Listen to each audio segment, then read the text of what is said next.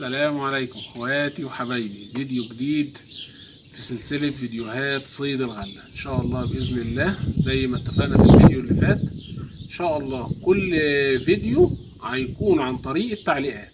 اي حد عنده مشكلة في صيد الغلة يكتب لي في التعليقات، وان شاء الله في اول كل طلع الصيد نوضحه ونتكلمه بالتفصيل. فيديو النهاردة اخ من اخواتنا وحبايبنا كاتب لي في التعليقات: عامل الدور بقالي اسبوع وما باخدش من عليه سمك، مع العلم ان انا مش عامل حواش.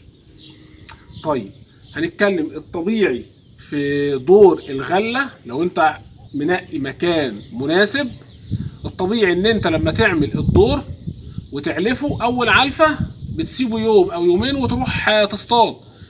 اول طلعة وتاني طلعة وتالت طلعة المفروض الموضوع بيبقى معاك تدريجي. بمعنى ايه؟ ان انت اول طلعة المفروض تاخد خنيني اللي هو او السمك الحجاري، في ناس بتقول عليه حجاري، وتلقط دكر دكرين ثلاثة زي الطلعة اللي فاتت معانا والطلعة اللي قبلها. تلاقي الموضوع معاك بيزيد معاك لحد ما تلاقي السمك دخل ياخد من على المراية. تبقى انت قاعد بتصطاد وشايف السمك داخل بيسرق من على المراية. ده لو انت منقي مكان مناسب لصيد الغلة. طيب انا معرفش الدور بتاعه شكله ايه. هقول برضو الاول حتة ان انا مش عامل حواش. مش شرط انك تعمل حواش في دور الغلة، بس لازم في دور الغلة تراعي حاجات. ايه هي؟ ان انت الدور بتاعك لازم يكون فيه غرق. لازم يكون الدور فيه غرق. هات كده محمد الدور.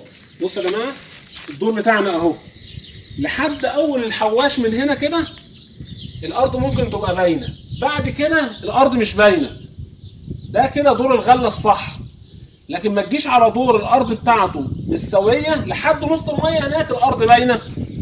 لا، ده كده انت مختار مكان غلط. ليه؟ السمكه بتبقى داخله عايزه تحس بالامان، لان هي تطلع تاكل من على الجرف خالص وهي اساسا سمكه جبانه. فانت الميه المكشوفه خالص دي لا، انسى. مش هتقعد اسبوع، ممكن تقعد بقيه الموسم مش هتاخد حاجه. والافضل برضو لو انت مش عايز تعمل حواش، يبقى الافضل ان انت تيجي جنب مثلا رجل كوبري او تيجي جنب صخره كبيره ودي تعملها الحواش بتاعك. او هات كده يا محمد مثلا، هات البوص ده هنا كده، او مثلا مكان زي كده شويه بوص زي دولت تلاقي السمك راكن تحتهم، يبقى تيجي جنب منه من غير ما تعمل حواش ولا حاجه وتروح جاي عامل مرايه هنا مثلا. يبقى السمك واخد فين؟ واقف تحت هنا، واخد الامان، واقف في الغرق ويطلع يسرق في المرايه. ده دور الغله. لكن مفيش حواشات، مفيش مثلا جنبك بوص او ورد نيل زي كده السمك يستخبى فيه، او في مثلا حجر كبير او رجل كوبري. لا، ده كده مكان مش مناسب انك تعمل فيه دور غله. وان شاء الله مكملين. اي حد عنده مشكله في صيد الغله يكتب لنا في التعليقات، وان شاء الله نرد عليه زي ما ردينا على اخونا وحبيبنا. وباذن الله ربنا يكرمنا النهارده بسمكتين نصورهم. النهارده تالت طلعه لينا بعد ما عملنا الدور. ان شاء الله ربنا يكرمنا بسمكتين نصوروهم في اخر الفيديو. السلام عليكم. ده الطبيعي في اول الدور يا جماعه، يلقط معاك خنيني كده باحجامه بقى. هتلاقي ان شاء الله على مدار اليوم يخش معاك ايه؟ بلاطات بقى، تاخد لك كام دكر. ده الطبيعي لو انت عامل دور غله مظبوط. لقط خنيني او حجاري في اول كام طلعه هتلاقي الموضوع بيزيد معاك. ان شاء الله اللي جاي احسن. سمكة الغلة اهي، شايفها انا على اول الحواش في قلب الدور من تحت.